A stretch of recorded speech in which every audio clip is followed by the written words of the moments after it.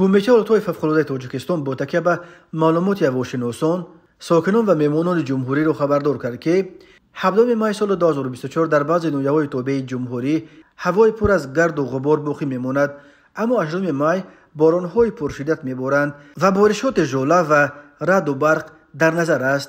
در گزارش هواشناسان آمده است که شمال با صورت 4-9 متر ثانیه میوزد و بعضا شدتش تا 10-15 متر ثانیه خواهد رسید. روزهای 16 و 17 مای در نواحی جنوبی وادی ایثار، بعضی ناحیه‌های ولایت ختلان آمدن سیل‌ها در نظر داشته شده است. در قلمرو ولایت ختلان روزهای 17 و 18 مای و شب 19 مای باران میبارد. 18 مای سال 2024 در ناحیه‌های جداگانه بارش باران شدت میگیرد و رعد و برق و باریدن ژوله نیز امکان دارد. شمال از سمت غرب با صورت 5-10 متر در یک ثانیه میوزد.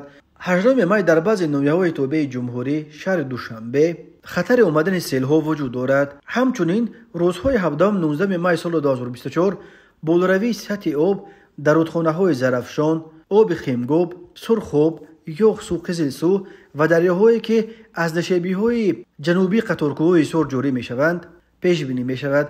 در رابطه با این کمیته با مقصد پیشگیری صدمه‌های مربوط به عاقبت‌های احتمالی آب و هوا بار دیگر به اداره‌های متصدی و اهالی مراجعت می‌کند که جهت پیشگیری عاقبت‌های آمدن سیل کانال‌ها، سیل روها را تازه کنند. از والدان خواهش کرده می‌شود که فرزندان نابالغشان را به نظارت نگذارند، آنها را به مایه‌داری و چارواچرانی و غنچین گیاه‌های شفابخش نفرستند.